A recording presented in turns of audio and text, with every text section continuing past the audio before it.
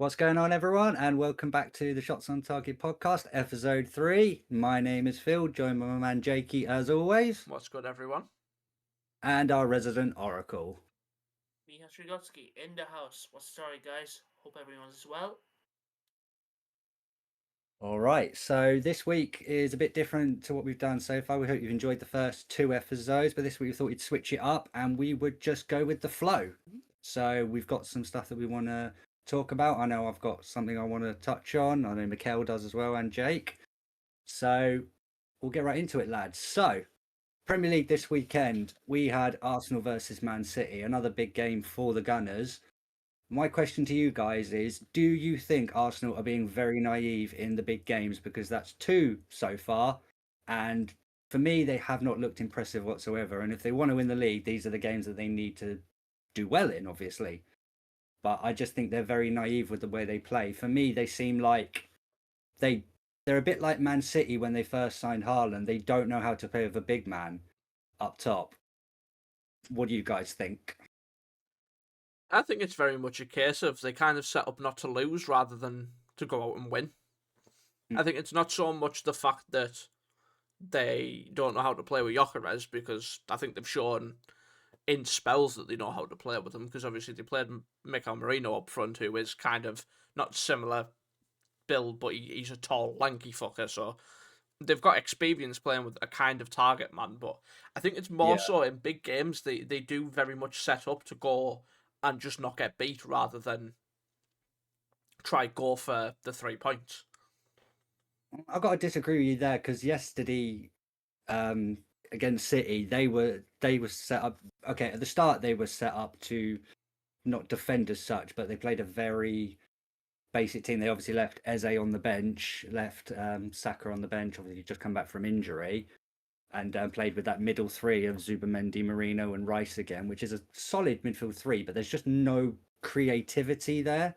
They're obviously very much missing Odegaard in that middle. But when it comes to Arsenal, obviously the game against Liverpool, yeah, they set up to completely defend. But yet against City, I think they did try and attack them. I think it was City that actually set out to play like on the counter. Guardiola's completely changed his style of play this year. It seems like he's gone for like a long ball situation, more crosses into the box, and Haaland is absolutely thriving off the way they play now. So, what do you think, Mikel? He's maximising the capabilities of Haaland, not just as the centre forward, but also just in general as a footballer. You can tell he's actually dropping deep, and like I have to say, the first goal was incredible. It came off Haaland, hold up play, and then just passing to Reinders, and then he's just sprinting over for a counter attack, and Reinders just found him, and Haaland scored. And to me, it just highlights the fact that Haaland is maximising his capabilities as a footballer. But as for Arsenal and City in general, it was weird seeing City defend with five at the back, and I felt that they should have applied this style of play when they scored the second goal because Arsenal were vulnerable. They had several chances, City, to score the goal, but when they went defensive, I was just thinking to myself, like, you're just inviting unnecessary pressure. Like, just score another goal and ease some of the pressure from the team because Arsenal were bound to score, especially in the Emirates. I think it was a fair result in the end. As for Arsenal, like some really dodgy crosses, I think Martinelli's proven to be a solid super sub for Arteta's team. He seems to be thriving as not the main man on the left side, but as someone who has a point to prove by maximising the minutes he's receiving. Yeah. But yeah, another non-win for Arsenal in a big game, especially at home against City. There is some concerns to be had, for sure. Yeah, I agree with most of what you said there. I think the equaliser was a bit of fucking beauty, but it literally came out of nothing. For some reason, City had literally been defending the whole game, and then with a couple of minutes ago, they decided to play a high line, leave Eze with the ball as a quarterback, and send an absolute pitch perfect pass over to Martinelli, who, to his due, I don't actually rate Martinelli as a footballer. I think he's very fucking one-dimensional, but that was a bit of beauty. I'll give it to him. That was a fucking great It goal. was a solid goal, to be fair to the lad. especially when you've got someone like Donnarumma running at you. Like, that guy's fucking massive. Like, He that was was intercepting every cross possible, Phil. yeah. He's he's their best signing in a while. Donnarumma. He's going to be so important for City, especially if they want to mount a title challenge. But yeah, with Arsenal, it, like I said at the start, they just seem a bit naive in the big games. Arteta really needs to show his worth this season. I think it would be pretty much a case of if they do not at least win, say, an FA Cup or some kind of silverware, I think we'll see the end of Arteta's reign as Arsenal manager at the end of the season, because the investment that's been put into the club, he's had all the tools at his disposal.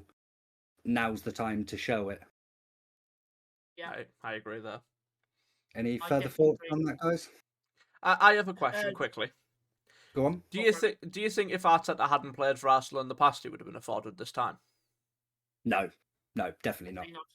No, there's definitely a love relationship there for sure. That's why they've given him this time. You can Yeah, see there's definitely. it. Anyways, He's- I have a question, Phil. Actually, Go on. do you think that it would be an immediate sacking if Arsenal don't win the league, or is it going to be a case where okay, we didn't win anything, but we're going to carry on? And do you think that would be a negative to continue on with a man who's not won anything despite the amount of resources bestowed upon him? It depends, because, like I say, the Arsenal fans, they obviously, when they turn up to say like a Leeds, they expect to dominate and batter them, which they did do. But when it comes to these big games, I think the fans are just expecting more.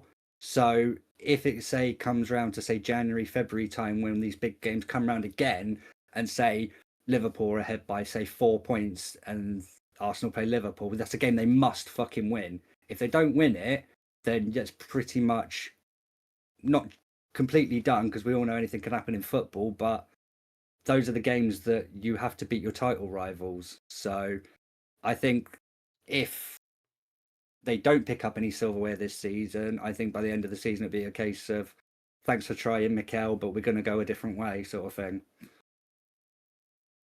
Yeah. I just think that it would be a case where it's just like, all right, we'll give you one more chance, but there's going to be a lot of disgruntlement between the fan base. There's going to be a lot of people who are going to be, no, but like he's tried his hardest, he's pushed the teams to the limit, give him another shot. But there's going to be fans who are like, listen, we've had all the investment and we have nothing to show for it. It's time to go. So I just think that you're causing potential disharmony if it's a case where Arteta's continuing on after no silverware, which could prove toxic.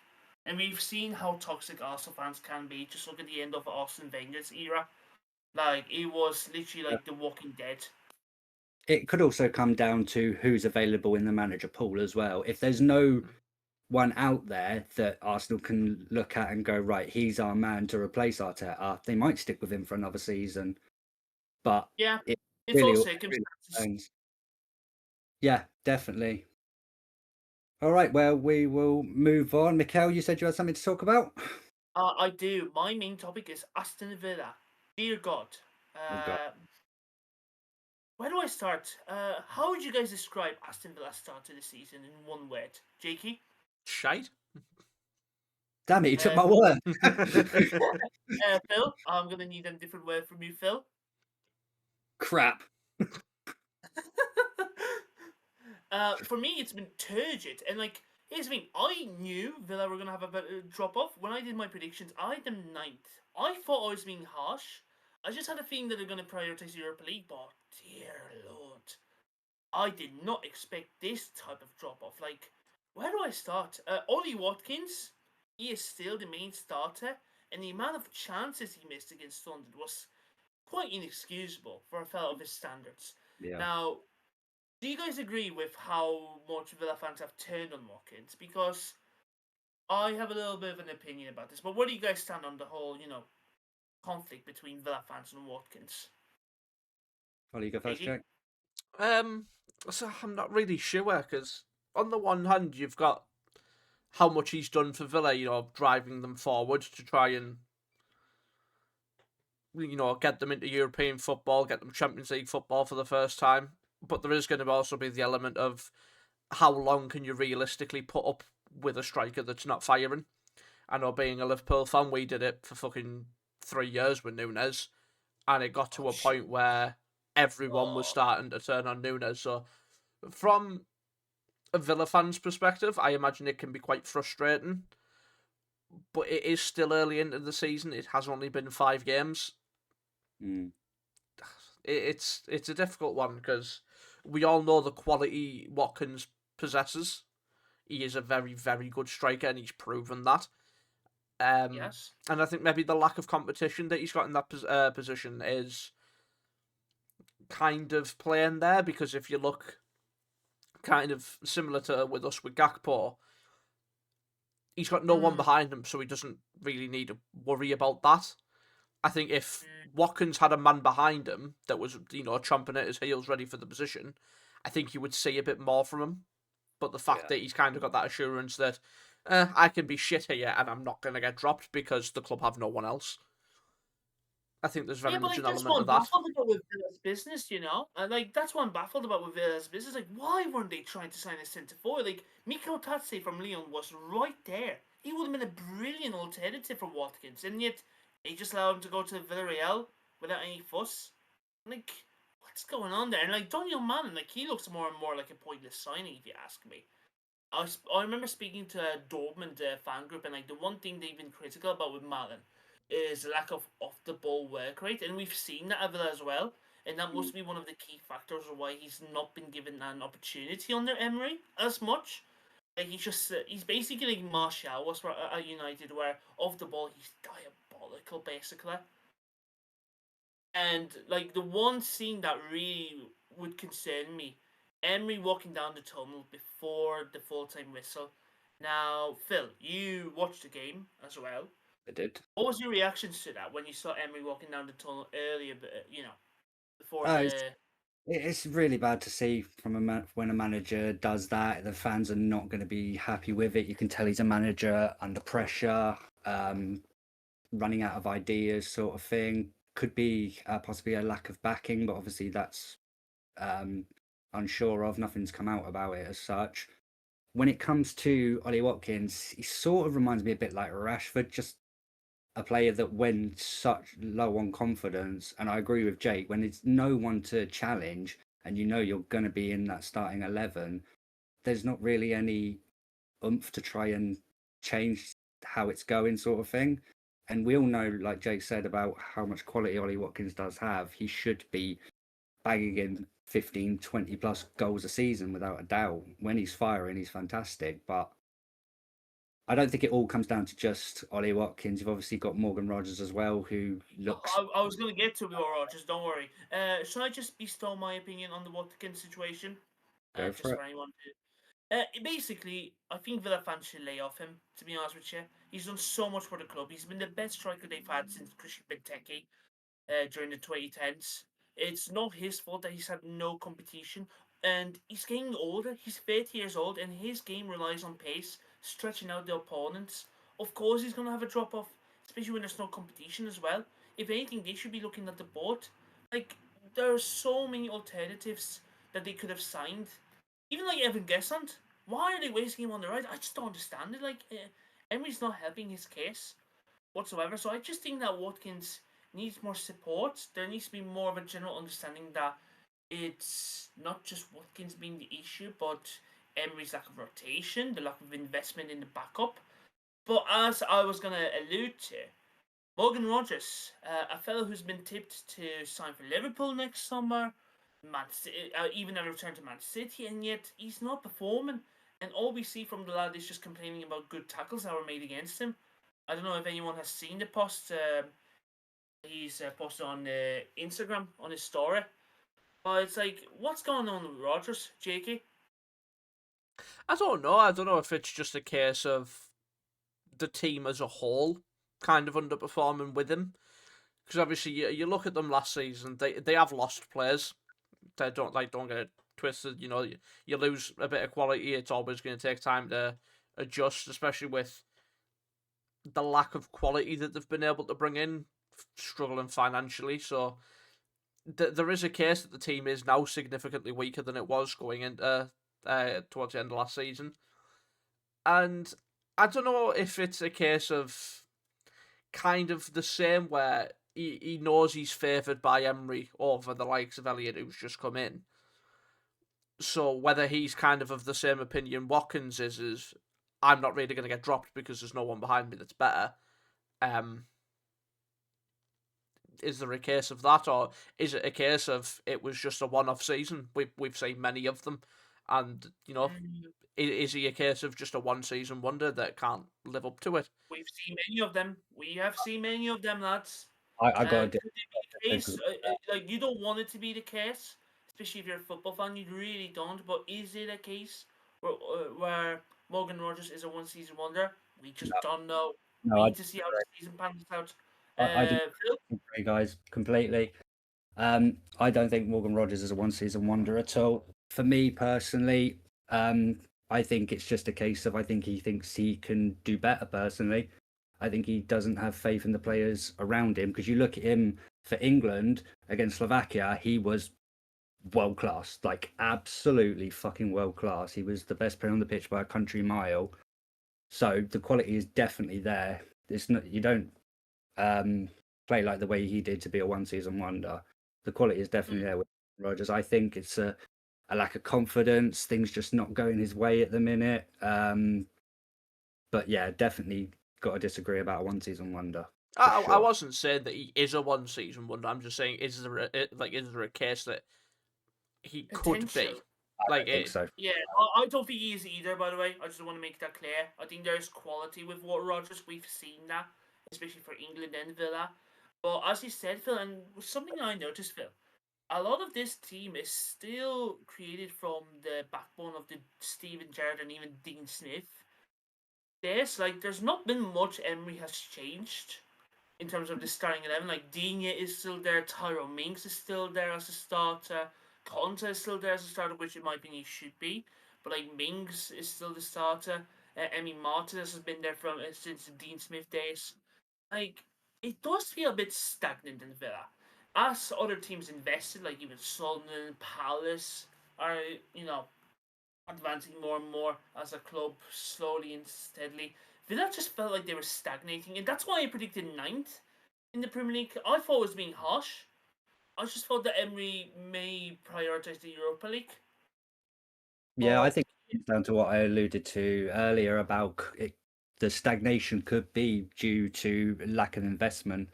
Maybe Emery's pissed off the fact that he hasn't got, because obviously we as football fans, we hear rumours, we see posts and all this and that, but we don't know what really goes on behind closed doors. So at the end of the day, it could be a case of Emery could have literally had a list of players he wanted in the summer and went to the owners and were like, right, I want this, this, this, this, and this. And the owner was like, well, you can have this one, but we can't afford these. So there was hints of disharmony. Remember when Jacob Ramsey left for Newcastle and you saw the posts both McGinn and Tyrone Mings did? There's definitely a huge disharmony in regards to the lack of investment and of course the PSR breaches and everything. But it's just like Villa have themselves to blame. Like, the wage to turnover ratio is ridiculous, especially with the overspending during the Steven Gerrard era. On wages, so they only themselves to blame. It's just poor squad planning from Villa. And they banked everything on Champions League qualification and they failed in doing so, and this is what you result in. Just transfer window with bare minimum of investment and stagnation. So here's the question. Will Unai Emery get sacked? No. I don't think so. I think he would walk before he gets sacked. Yeah, not anytime soon. Not anytime soon. I just don't see him getting sacked anytime soon myself. As you said, Jakey, I wouldn't be surprised if they get a poor result in Europe, maybe in November. I could really see him walk. I could see him just be sick of this stagnation, lack of progression, and he would probably be like, listen, I'm not letting my stock plummet any further. I'm out of here. So let us know at who. Will Unai Emery get sacked? And if so, for who? And where will Villa finish this season? All right. So Jakey, you're up, my friend. What have you got for us? Yes, I'm gonna pose the question about the very late goals that Liverpool have been scoring as of late. God. Obviously we've seen a lot online about whether it's sustainable or not, whether, it's necessarily a bad thing to have a bit of luck where you do score late on. What do you boys think? Do you think it's sustainable, or do you think the late goals will dry up? You go, Miguel. Yeah, so first of all, people were literally praising the whole Fergie time for last minute goals, and now people are criticising Liverpool for doing so. I just think that's a bit hypocritical from the fans, but football fans are fickle. Let's be honest for a second here. But as for sustainability, it's definitely not. We are definitely going to be caught up if we don't get our acts together. But it's literally 5 games since this season, especially with the amount of investment we've had with the new personnel. It'll always take time for the players to adjust. But I will say this though, we need to start not allowing teams to catch up to us during the games. Like even against Everton, we had an outstanding first half, and then we just allowed Everton to get back into it. We're just making subs way too late, and we were fortunate that Everton didn't score 2 goals. To be honest with you, because then we probably need to last minute winner again. So we definitely are starting games better than we are ending them, which is the reverse of what happened last season, where we had timid starts but excellent ends to the game. So I just think it's Slot needing to make changes sooner. Right, Phil? Yeah. Yeah, I think obviously definitely not sustainable whatsoever. You can't go for a whole season scoring 90th minute winners in the Prem and Europe. It's just not sustainable whatsoever. I think you guys are playing well. Obviously, like Mikel says, there's been a lot of investment into the club, new players, going to take time to gel. You've got rid of some of the old and brought in some of the new sort of thing. Um, I don't know. It's a weird one with Liverpool. You're obviously played 5-1-5, top of the league. Can't complain whatsoever. Every team that wins the Premier League needs a bit of luck somewhere along the season. My problem with Liverpool is the lack of emphasis in the play in the second half. Like Miguel says, the first half you guys start off like house on fire sort of thing. Early goals against Atleti, early goals against Everton as well. Looked like you just had to control the game, which is something you were very good at last season. It was something that Slot brought in. It wasn't so chaotic with Liverpool. It was controlled chaos sort of thing. But it just seems a bit chaotic again. Whether that be with the new signings, taking time to gel or what we have it, but you've still got your core there from last season. You've still got Alisson, you've still got Van Dijk, still got Gravenberch, you've still got Salah. So there still is a very good core there at Liverpool that should be able to like get the foot on the ball and just slow the game down. The game doesn't have to be played at 100 miles an hour.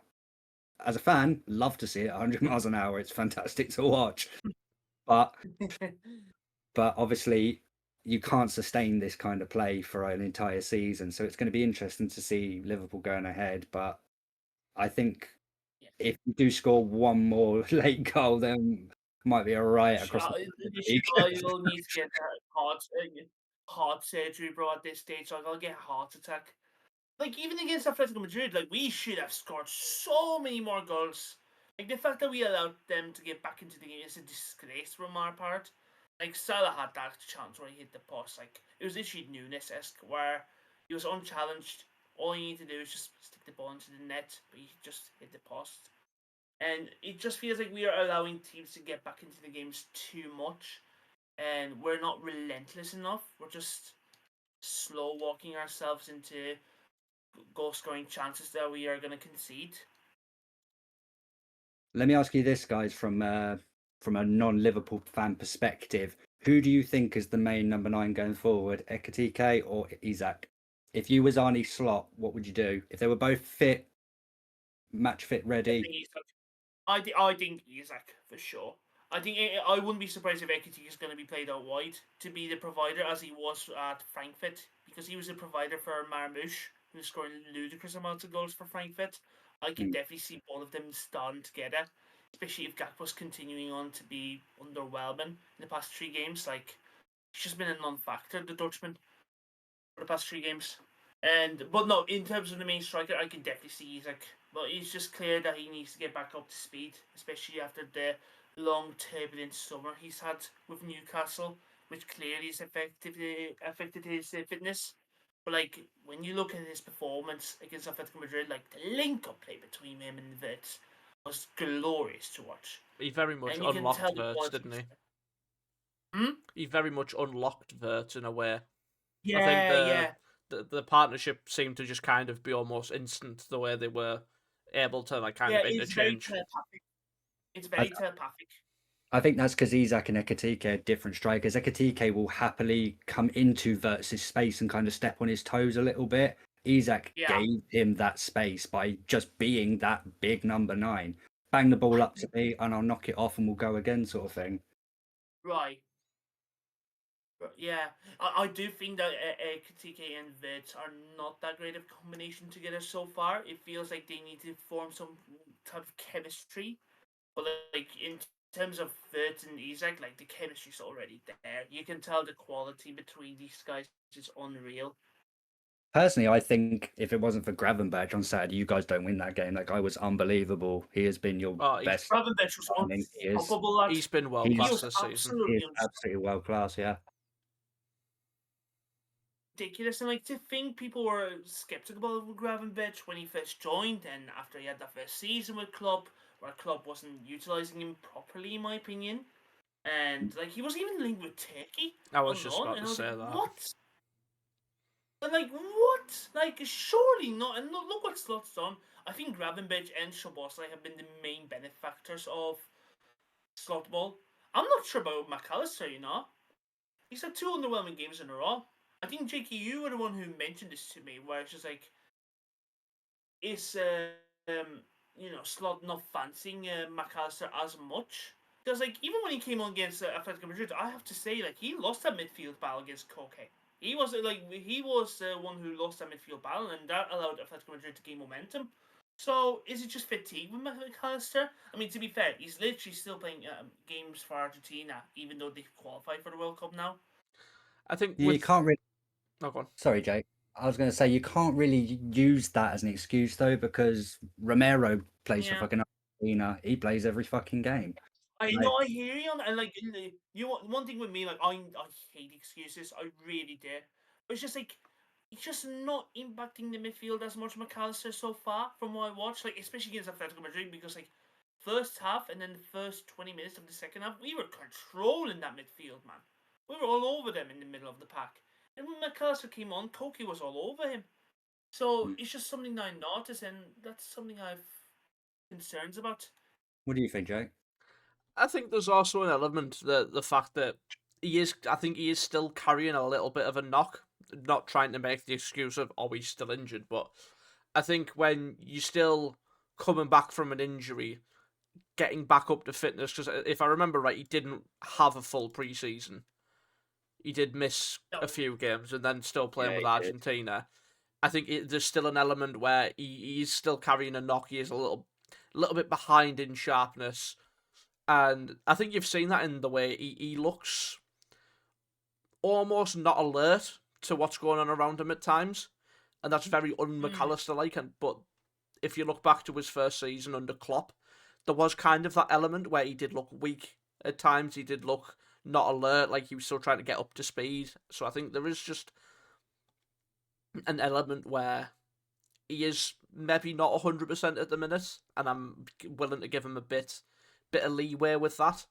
Because obviously, if you look at him last season, he was phenomenal. He was one of our best players last season, Yeah. Absolutely. and I'm I not think it's one of one to those. write him off too quick. I've seen people already saying, "Do you know what? If Madrid were to come in and I'd sell him," and I'm like, "No, why? Why would you sell one of our most Ridiculous. influential midfielders?"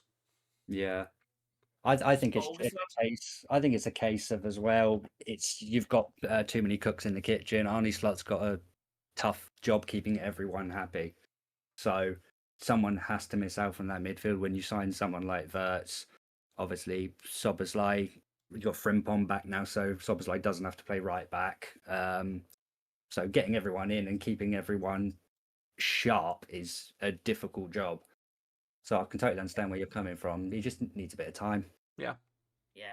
I'll tell you who needs to step up slowly. Gakpo, like especially after that new contract extension, he's just been poor after that. 3 games in a row where he's been poor. And I think Scott's getting slowly frustrated as well. Like the way he got subbed off against Atletico Madrid and Everton, you can tell like Slot's slowly like giving him a bit of a alert that listen, I'm gonna be substituting you off if you're not gonna step up, lad. Like Jake, do you not think that maybe Gakpo has the foot of the gas after that contract extension? And it's just like, listen, I'm still a starter. What are you gonna do to me? I think it's very similar to what I said about Watkins. There's no competition behind him. Because while, yes, Yeah, that's we have Ngumowa, he's 16, 17, whatever he is now, he knows that, right, yeah, I'm not playing the best, but he's never going to drop me for a 17-year-old. I think if Diaz was still here, very much he'd have been dropped by now. Yeah, I agree. I agree with that, by the way. I also, Even and I'm as going to someone say it now, even as someone who was very heavily critical of Diaz during his time at the club, we miss him. Yeah, I we was, miss his surprised, energy. I was surprised you sold him, to be honest. Personally, I wasn't, just because of the fee and the fact that he was wanting to leave. But it's just the lack of a replacement on the left wing kind of left me surprised. Like, unless they were going to give Ngumowa more of a chance, I would have understood it. But I was just like you're just relying on Gakpo to have all these minutes, and that's just going to cause laziness and lack of effort on the left side. So, Jake, I do hear where you're coming from. Like, it's just the work rate of DS we're missing. And yeah, like, it's just Gakpo's too predictable sometimes. And I love him. Like, I predicted him to have a big season, but he's just so far, especially after signing a new contract, it's been fairly underwhelming. Don't forget, you've also had to deal with the untimely passing of Diego Jota as well. Man, it really hurt us, man. That obviously hurts a squad when you lose a player of that quality and versatility as well. Can play on the left, can play up top. Like, you definitely That put really hurt the team, lad. More than people could imagine. Not just in psychologically, but in terms of depth as well. Like, yeah. All right. It's Well, still hurts. but we're gonna leave it there, guys. I think we have pretty much covered everything we need to for this week. Hopefully, another exciting week of Premier League football, and we'll have lots more to talk about. Thank you to Jakey and Mikel for joining me as always. Love to be here, Easy, boys. boys. All right, guys, thanks so much for watching. Remember to like and subscribe, hit that bell down below so you can follow us 6 p.m. on a Friday every week. And we will see you guys next week. In a bit, boys. Take it easy.